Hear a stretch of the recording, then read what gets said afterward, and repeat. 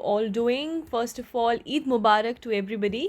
And ये जो class है ये हमने स्टार्ट किया है for the village level workers जो उस पोस्ट के लिए जो है तैयारी करने वाले हैं. And I am Yashodhara Singh Jamwal and I am dealing with environment and ecology. कल हमारा फर्स्ट लेक्चर था जिसमें हमने बेसिक टर्मिनोलॉजीज़ के बारे में बात किया है.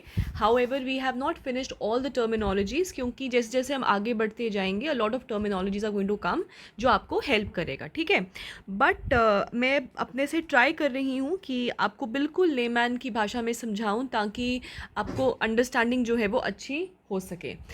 तो लास्ट लेक्चर में हम लोगों ने क्या किया था, we started with your biotic biotic components. हमने इन्वायरमेंट के बारे में पढ़ा, हमने इन्वायरमेंट की डेफिनेशन पढ़ा, हमने इन्वायरमेंट और इकोलॉजी में क्या डिफरेंस है वो पढ़ा.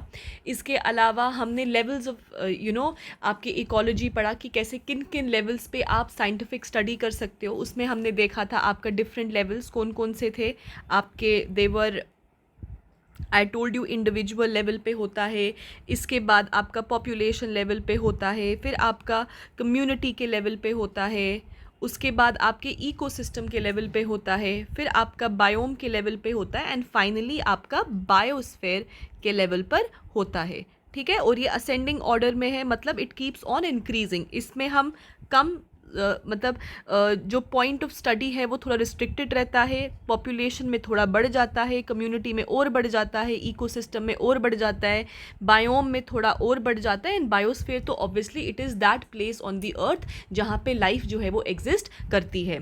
बहुत बच्चे कमेंट सेक्शन में लिख रहे थे कि मैम ये डेमो क्लास है या क्लासेस रहेंगी. See, I have started the environment lecture, so I am going to finish it. तो ये जो लेक्चर रहेगा इसमें I will try my best कि आपको हर एक इन्वायरमेंट का कंसेप्ट जो है वो मैं क्लियर करवाऊँ. सो नॉट टू वरी, आपका इन्वायरमेंट जो है, जो मैंने अपना ये शुरू किया है लेक्चर सीरीज़, ये पूरा का पूरा कंप्लीट होगा. It was not a demo lecture. Second of all, बच्चों ने कमेंट किया था कि मैम इकोसिस्टम क्या होता है, समझ नहीं आया ये वो. डोंट वरी, वो आपका इसमें क्लियर हो जाएगा. और हो सकता है बहुत चीज़ें आपको कन्फ्यूजिंग लगे, बट वो पीरियड ऑफ टाइम के साथ वो आपको समझ आती रहेंगी. ठीक है, एकदम से आपको सब समझ आ जाए वो पॉसिबल नहीं है. ठीक है, चलो अब हम आगे बढ़ते हैं. सिंस कल बच्चों ने कमेंट किया था, so I am going to start with ecosystem only. देखो, जब हमने कम्युनिटी की बात किया था, व्हाट डिड वी से कि कम्युनिटी क्या होता है कि एक पर्टिकुलर एरिया को जब आप स्टडी करते हो ना, उसको हम बोलते हैं कम्युनिटी. जैसे कि आप जहाँ पे रहते हो, ठीक है, मान लिया कि जैसे आप कहते हैं कम्युनिटी हॉल है, हमारी कम्युनिटी में ऐसा होता है. तो कम्युनिटी में जब आप बात करते हैं ना, तो आप सिर्फ लोगों को नहीं देखते, आप उसके साथ अगर वहाँ पे कोई एनिमल रहता है, डॉग है, कैट है, प्लांट्स हैं, ट्रीज़ हैं, आप उन सबको इन टोटलिटी में स्टडी करो, उसको हम बोलते हैं कम्युनिटी. सो कम्युनिटी में क्या होता है, जब आप एक कन्फाइंड एरिया के सब बायोटिक कंपोनेंट्स के बारे में, बायोटिक क्या था, लिविंग कंपोनेंट्स, सब लिविंग कंपोनेंट्स को स्टडी करो, उसको बोला जाता है कम्युनिटी. इकोसिस्टम क्या हो गया, इकोसिस्टम होता है जैसा आपका कम्युनिटी है वैसा ही आपका इकोसिस्टम है. जब आप एक कन्फाइंड एरिया के बायोटिक कंपोनेंट्स को स्टडी करो, ठीक है, बायोटिक कंपोनेंट्स को, ये लोग आ गए, ये आपका जानवर आ गया, ठीक है, ये समझ गए ना, ये जानवर है, ठीक है, प्लांट्स, ये प्लांट्स आ गए, जानवर, माइक्रो ऑर्गेनिजम्स, ये सब कुछ, ठीक है. तो जब आप एक एरिया के बायोटिक कंपोनेंट्स के साथ, वहाँ पे एयर कैसा है, वहाँ पे वाटर कंटेंट कैसा है, वहाँ पे सॉइल कंटेंट कैसा है, वहाँ पे गैशियस कंटेंट कैसा है, सो जब आप biotic as well as biotic components को टोटलिटी में जब आप स्टडी करते हैं, तो उसको बोला जाता है आपका इकोसिस्टम. इकोसिस्टम बहुत प्रकार के हो सकते हैं. They can B terrestrial ecosystem, it can be aquatic ecosystem, it can be marine ecosystem, aquatic का ही पार्ट है मरीन इकोसिस्टम. फिर आपका फ्रेश वाटर इकोसिस्टम बहुत प्रकार के होते हैं, सेलाइन वाटर इकोसिस्टम बहुत तरह के होते हैं. ठीक है, टेरेस्ट्रियल आ गया, एक्वेटिक आ गया, फिर आपका एवियन इकोसिस्टम, जो आपका एटमॉस्फेयर में इकोसिस्टम होता है, ठीक है। मतलब टेरेस्ट्रियल हो गया जब हम एक कन्फाइंड एरिया ऑफ लैंड के बारे में पढ़ रहे हैं तो उसको बोला जाता है टेरेस्ट्रियल। जब हम एक कन्फाइंड एरिया ऑफ वाटर के बारे में पढ़ रहे हैं तो उसको बोला जाता है एक्वेटिक। जब हम एक एटमॉस्फेयर को पढ़ रहे हैं, एयर को पढ़ रहे हैं, उसको बोला जाता है एवियन इकोसिस्टम, ठीक है जी। अब एक्वेटिक भी बहुत तरीके के होते हैं, टेरेस्ट्रियल भी बहुत तरीके के होते हैं, तो आप अभी के लिए इतना याद रखें, वो जब हम आगे चलेंगे ना आपके इकोसिस्टम कितने प्रकार के हैं उसमें आपका ये सब चीज़ें क्लियर हो जाएंगी, ठीक है। Not to worry. So this is your ecosystem. इसके बाद हम स्टडी करते हैं आपका बायोम, ये किया था ना। अब मुझे एक बात बताओ, देखो इकोसिस्टम हो गया आपका लैंड, वाटर, एयर, ठीक है। बायोम में ना हम सिर्फ लैंड को कंसिडर करते हैं, लैंड मतलब टेरेस्ट्रियल, क्लियर हो गया। तो जब भी हम एक कन्फाइंड लैंड या टेरेस्ट्रियल पार्ट को कवर कर रहे हैं उसको हम बोलते हैं आपका biome. So what is biome? अगर हम बायोम की डेफिनेशन पढ़ें, सो बायोम इज बेसिकली कि जब हम एक क्या बोलते हैं उसको, टेरेस्ट्रियल पार्ट को स्टडी करें उसको बोला जाता है इको बायोम। मतलब कि terrestrial part of the biosphere that is called as biome. अब इसको समझिएगा, मेरा कहने का मतलब क्या है। हो सकता है अभी आप थोड़े से कंफ्यूज हो, but now you'll understand. Just a second, let me take another pen. चलो, विल टेक ब्लू नाउ। देखो डेजर्ट है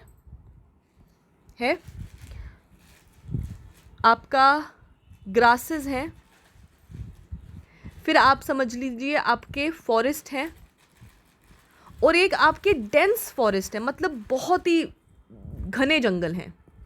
अब मुझे बताओ, desert, grass, forest, dense forest, क्या ये सब के सब लैंड है? ये सब का सब लैंड है, मतलब टेरेस्ट्रियल है। पर आप मुझे बताइए, क्या ये सब एक जैसे हैं? तो ये एक जैसे नहीं हैं। डेंस जो आपका डेजर्ट एरिया है वो आपका एरिड एरिया है, रेतीला एरिया है। ग्रासलैंड्स कैसे हैं? वहाँ पे छोटे छोटे आपके ग्रासेस होते हैं, हर्ब्स पाए जाते हैं। फॉरेस्ट क्या है? वहाँ पे बड़े बड़े पेड़ पाए जाते हैं। डेंस फॉरेस्ट क्या है? वहाँ पे इतने बड़े बड़े पेड़ होते हैं कि वहाँ पे सनलाइट नीचे तक पहुंचने के लिए भी बहुत ज़्यादा जद्दोजहद करनी पड़ती है। तो ये है सबके सब टेरेस्ट्रियल इकोसिस्टम का पार्ट, लेकिन फिर भी सब में डिफरेंस है। इसको बोला जाता है बायोम, कि हमने एक टेरेस्ट्रियल लैंड को डिफरेंट पार्ट्स में बांटा हुआ है। That is desert, grasslands, forest, dense forest. तो ये बन गया बायोम नंबर 1, ये बन गया बायोम नंबर 2, ये बन गया बायोम नंबर 3, और ये बन गया बायोम नंबर 4। और ये सारे के सारे अगर इकट्ठे होंगे तो बन जाएगा terrestrial ecosystem. Am I clear now? So this is ecosystem. और जब टेरेस्ट्रियल इकोसिस्टम को हम डिफरेंट उनके सेम कंडीशंस, देखो डेजर्ट में सेम कंडीशंस होती हैं, आपको सेम तरीके के एनिमल्स पाए जाते हैं जो उन कंडीशंस में सर्वाइव कर सकें। जिस तरीके के डेजर्ट में एनिमल्स होते हैं वैसे आपको ग्रासलैंड्स में नहीं दिखते, जैसे ग्रासलैंड्स में होते हैं वैसे आपको डेंस फॉरेस्ट में नहीं दिखते। फॉर एग्जाम्पल, अगर आप लायन को देखें, अगर आप टाइगर को देखें, वो बहुत ह्यूज बड़े बड़े कार्निवोरस हैं, एपेक्स प्रेडेटर्स हैं। You will understand what is carnivorous apex predators in the following lecture only, in this lecture only, ठीक है। अब आप उसको देखेंगे, क्या वो आपको डेजर्ट में मिलेगा टाइगर? आपको नहीं मिलता। वो क्यों नहीं मिलता? क्योंकि उसको बड़े जानवरों पे वो फीड करता है। डेजर्ट में कहाँ से आपको बड़े जानवर मिलेंगे? सिमिलरली, क्या वो आपके बड़े घने जंगलों में आपको टाइगर पाए जाते हैं? तो जी नहीं। याद रखिएगा, जो बहुत बड़े घने जंगल होते हैं ना आपके, जैसे कि आपका अमेज़न रेन फॉरेस्ट, वहाँ पे आपको टाइगर लाइन नहीं पाए जाते, क्योंकि टाइगर और लाइन को खुला मैदान चाहिए होता है शिकार करने के लिए। इसीलिए वो आपको ग्रासलैंड्स में या फिर आपको सिंपल फॉरेस्ट में पाए जाते हैं, वो डेंस फॉरेस्ट में आपको पाए नहीं जाते। सो डेंस फॉरेस्ट का मतलब ये नहीं है कि जैसे हम कहते हैं ना कि यहाँ बहुत बड़ा जंगल है, तो बहुत बड़ा जंगल होना अलग बात है, लेकिन dense forest is different. Dense forest का मतलब होता है जहाँ पे बड़े बड़े पेड़ होते हैं, इतने बड़े बड़े पेड़ होते हैं, और सब बड़े बड़े पेड़ जो है ना वो सब इकट्ठे होते हैं, एक लाइन में होते हैं, साथ साथ घने होते हैं। अब जब ये सनलाइट आएगी ना तो वो इन पेड़ों को मिलती तो है, लेकिन नीचे वाली जगह पे नहीं पहुंच पाती। तो ये होते हैं आपके डेंस फॉरेस्ट, घने जंगल। ठीक है, वहाँ पे आपको टाइगर शाइगर नहीं पाए जाते हैं, ठीक है। सो इसीलिए जो एक टेरेस्ट्रियल लैंड है उसको हमने डिफरेंट डिफरेंट पार्ट्स में बांटा हुआ है, ठीक है, डिपेंडिंग अपॉन किस तरीके की वहाँ वेजिटेशन है, किस तरीके के वहाँ एनिमल सर्वाइव कर रहे हैं, किस तरीके का वहाँ शिकार हो रहा है, उन सब के ऊपर एक एक अलग अलग करेक्टरिस्टिक्स पे हमने डिफरेंट एरियाज को बांटा हुआ है। क्लियर हो गया जी? So this was biome. Now so biome is clear. If at all अगर आपको अभी भी समझ नहीं है, write in the comment section, ठीक है। Last is your biosphere. I am so sorry, मेरे घर पे शायद आपको आवाज़ आ रही होगी, मेरे घर पे थोड़ा काम चल रहा है, so I am sorry. I hope it's not creating a lot of hindrance. Okay, अब बायोस्फेयर क्या होता है? देखो, बायोस्फेयर का सरल शब्दों में मतलब होता है ये वो पार्ट है ऑफ द अर्थ। अब अर्थ से ऊपर तो कुछ नहीं हो सकता ना, ये वो पार्ट है अर्थ का where life can exist, that is called as your biosphere. Biosphere जो है ना वो 3 एरियाज में पाया जाता है, that is your hydrosphere, atmosphere and your lithosphere, ठीक है। लिथो मतलब लैंड, जमीन। क्या आपको हर ज़मीन में पाया जाता है? तो जी नहीं, अर्थ की जो ऊपर की क्रस्ट है ना उसको बोला जाता है crust and your upper mantle. But आप इतना याद रखो कि क्रस्ट अपर मेंटल ये पूरा टिपिकल हो जाएगा। जो अपर क्रस्ट होता है ना जो आपका लैंड का, उसको बोला जाता है लिथोस्फेयर, ठीक है। लैंड, वहाँ पे आपको जानवर मिलते हैं, इंसान पाए जाते हैं। एटमॉस्फेयर, चिड़ियाँ उड़ रही हैं, लॉट ऑफ अदर एनिमल्स जो वहाँ पे, lot of other flying animals जो हैं जो वहाँ पे जो हवा में रहते हैं वो हैं, सो दैट इज़ एटमॉस्फेयर। कुछ ऐसे एनिमल्स हैं जो पेड़ के ऊपर ही सर्वाइव करते हैं, so that is your atmosphere. Hydrosphere, वो एनिमल्स, वो जीव जंतु, वो लिविंग ऑर्गेनिजम्स जो आपके वाटर के ऊपर पाए जाते हैं। Now we say that part of earth, वो अर्थ का पार्ट जहाँ पे लाइफ एग्जिस्ट करती है। आप मुझे बताइए, क्या लैंड के हर जगह पे लाइफ एग्जिस्ट करती है? तो जी नहीं, हर जगह पे नहीं करती है। आप पोलर एरियाज़ को देखो, क्या पोलर एरियाज़ में लाइफ एग्जिस्ट कर सकती है? हाँ, वहाँ पे स्पेशलाइज्ड एनिमल्स हैं जैसे कि पोलर बियर्स, वो वहाँ पे एग्जिस्ट कर सकते हैं, बट वहाँ पे ज़्यादा बड़ी लाइफ जो है वो एग्जिस्ट नहीं करती। क्या हम वहाँ जाके रह सकते हैं? नहीं। वहाँ पे एज अ एक्सपीडिशन के लिए लोग जा सकते हैं, एक्सपेरिमेंट के लिए लोग जा सकते हैं, रिसर्च के लिए लोग जा सकते हैं, पर वहाँ पे लाइफ एग्जिस्ट नहीं कर सकती। तो इसीलिए लैंड के ऊपर भी लाइफ जो है वो रिस्ट्रिक्टेड है, ठीक है जी। अब हम बात करेंगे वाटर। क्या हर जगह हर पानी में लाइफ एग्जिस्ट करती है? तो जी नहीं। ये आपका अगर पानी है ना, ये आपका पानी है ना, तो सिर्फ 200 मीटर्स ही वो एरिया है, 150 टू 200 मीटर्स तक आपका जो सनलाइट है ना वो पेनिट्रेट कर सकता है। तो यहाँ तक ही है जहाँ पे आपके एक्वेटिक प्लांट्स एंड एनिमल्स होते हैं, और वही प्लांट्स जो है वो ऑक्सीजन प्रोवाइड करते हैं, और इनके ऊपर छोटी फिशेस फीड करती हैं, फिर इन छोटी के ऊपर बड़ी करती हैं, और बड़ी के ऊपर सबसे बड़ी वाली करती हैं। तो वो भी आपका लिमिटेड है। हाउएवर, पानी के नीचे के स्तर पर भी ऑर्गेनिजम्स सर्वाइव करते हैं, लेकिन वो बहुत लिमिटेड है, बहुत ज़्यादा नहीं है। तो वाटर के ऊपर भी लाइफ क्या होगी जी? रिस्ट्रिक्टेड हो गई। अब आता है एयर। क्या हर जगह एयर में आपका एयर मतलब एटमॉस्फेयर, ठीक है। क्या हर ऊपर के जितना मर्जी एटमॉस्फेयर हो वहाँ तक लाइफ एग्जिस्ट कर सकती? तो जी नहीं, नहीं कर सकती। जो आपके ये बर्ड्स वगैरह है ना, ये भी आपके लगा लीजिए कोई 10 से लेके 12 किलोमीटर तक अबव द जो आपका लैंड है, सिर्फ 10 से लेके 12 किलोमीटर तक ही है जहाँ तक आपका जो लिविंग ऑर्गेनिजम्स है वो सर्वाइव कर सकते हैं। उसके बाहर वो सर्वाइव नहीं कर सकते। सो एयर के ऊपर भी लाइफ क्या होगी जी? रिस्ट्रिक्टेड हो गई। That means hydrosphere, lithosphere and your, क्या था तीसरा? Hydrosphere, lithosphere and your atmosphere, ठीक है। So hydrosphere, lithosphere and your atmosphere, यहाँ पे हर जगह लाइफ नहीं एग्जिस्ट करती, ये बस कुछ ही एरियाज हैं जहाँ पे लाइफ एग्जिस्ट करती है। और ये जो आप देख रहे हैं ना, ये वाला एरिया, ये वो एरिया है जहाँ पर लाइफ एग्जिस्ट करती है और इसको हम प्यार से कहते हैं biosphere. Am I clear? So hydrosphere के पूरे एरिया में लाइफ एग्जिस्ट नहीं करती जी, इतने से एरिया में लाइफ एग्जिस्ट करती है। लिथोस्फीयर के हर एरिया में एग्जिस्ट नहीं करती लाइट, आपके इतने एरिया में एग्जिस्ट करती है। एटमॉस्फेयर के इतने एरिया में करती है। सो ये वो जगह है जहाँ पे हाइड्रो, लिथो और एटमॉस्फेयर हर जगह जो है वो लाइफ एग्जिस्ट करती है और इसको हम बायोस्फीयर कहते हैं। Bio means living and sphere means the place, that means it is that place on earth और it is that part of earth where life exists. Clear? चलो, now since we have talked about the levels, now we'll talk about the components of the ecosystem. क्या बात करेंगे? अब हम बात करेंगे components of ecosystem की just a second, एक second.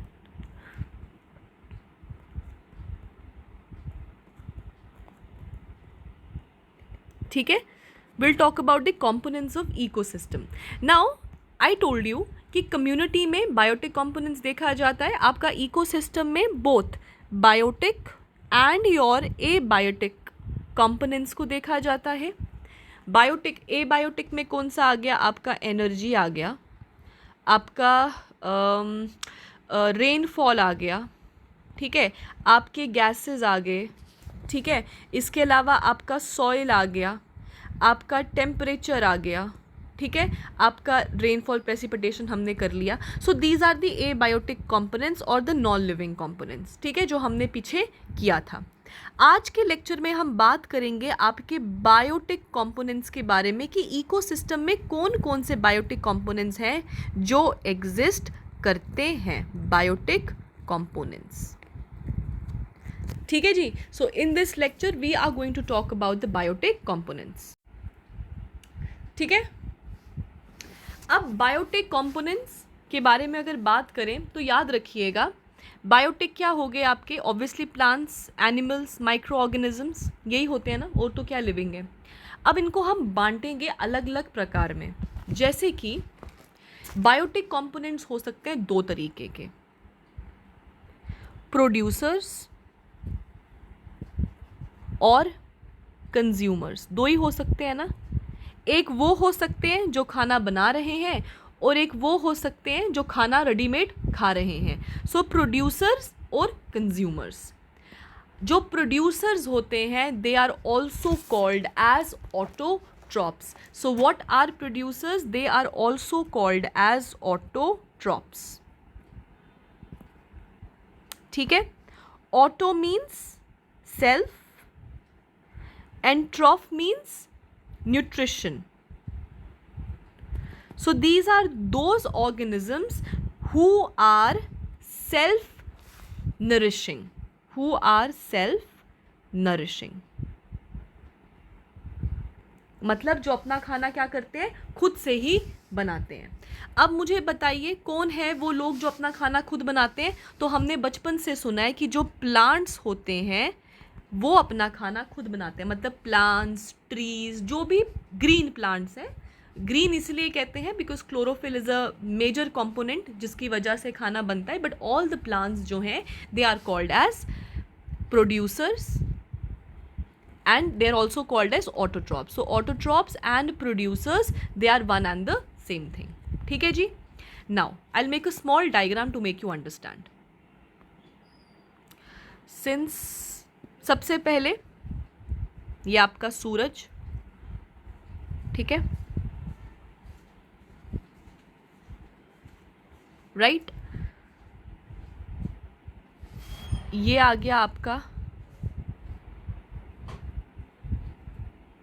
प्लांट, ठीक है,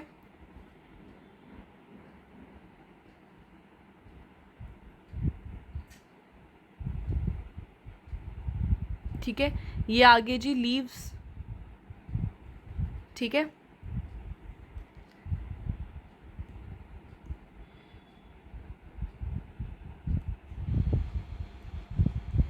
ये आगे जी इसकी रूट्स, ठीक है, ये आ गया soil,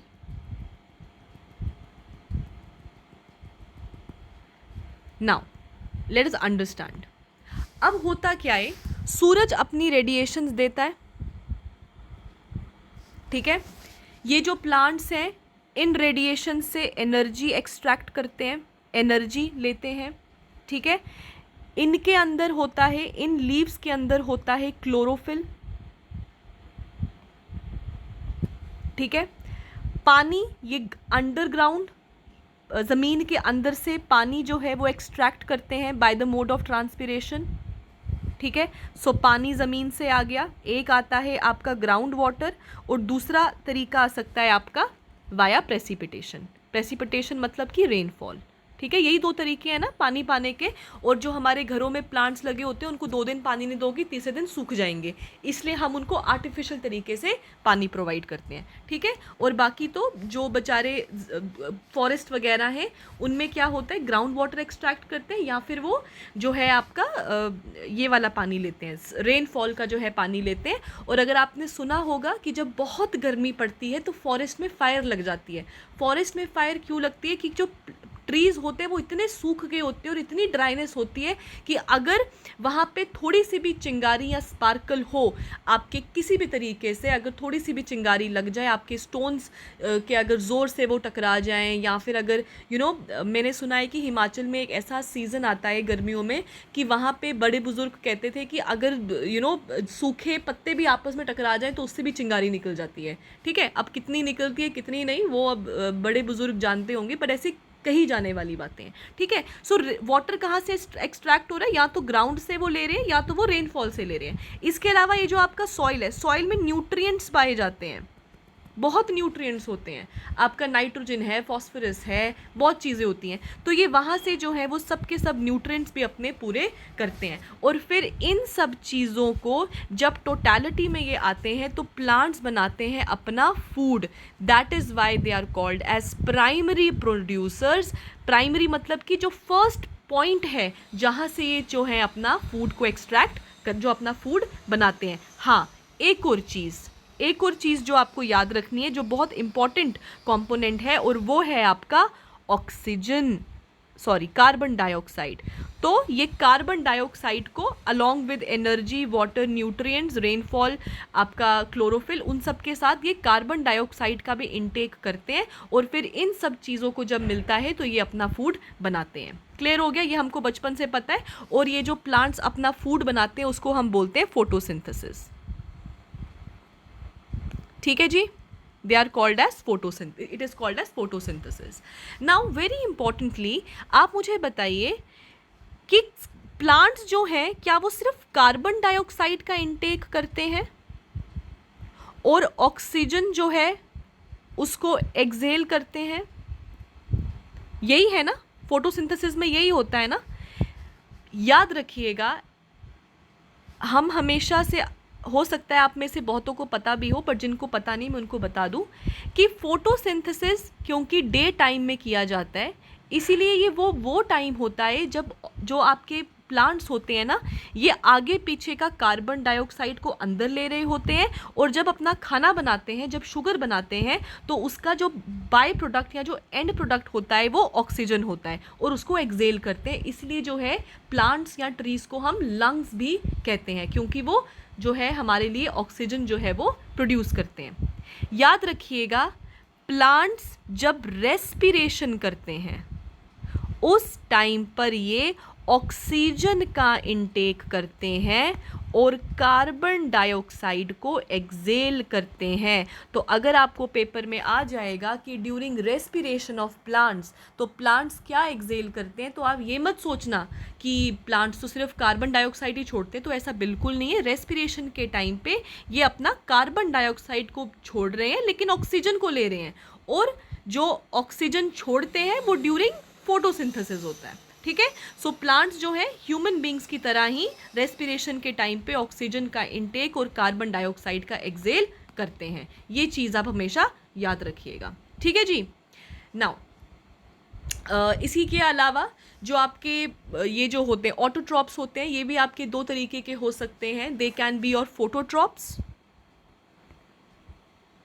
and they can be your chemotrophs. However आपको इतना डिटेल में जाने का ज़रूरत नहीं है, because it is not required from your exam point of view.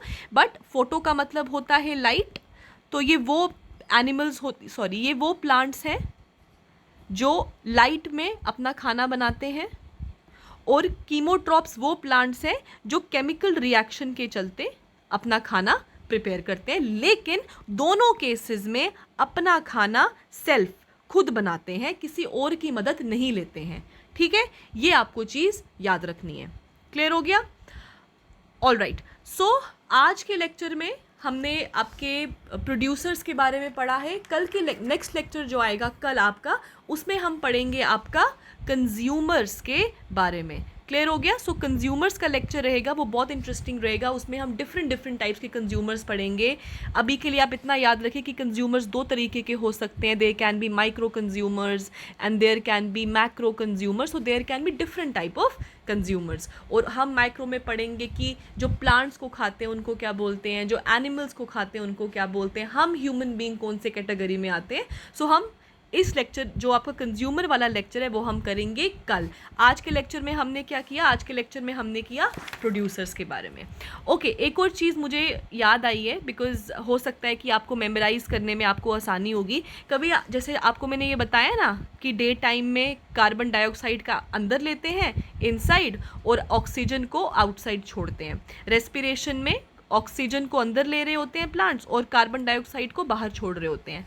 आपने कभी सुना है कि घर वाले या आपके दादा दादी कहते होंगे कि रात के टाइम पे प्लांट्स के पास नहीं बैठना चाहिए, क्योंकि रात के टाइम पे जो आपके प्लांट्स होते हैं वो फोटोसिंथेसिस नहीं कर रहे होते. मतलब वो उस टाइम पे ऑक्सीजन को एक्सेल नहीं कर रहे, उस टाइम पे वो सिर्फ रेस्पिरेशन कर रहे होते हैं, मतलब कार्बन डाइऑक्साइड को बाहर छोड़ रहे होते हैं. इसीलिए कहा जाता है कि रात के टाइम पे प्लांट्स के पास नहीं बैठना चाहिए. ठीक है? Okay, so this was all for today. I will see you in the next lecture. Thank you and have a nice day.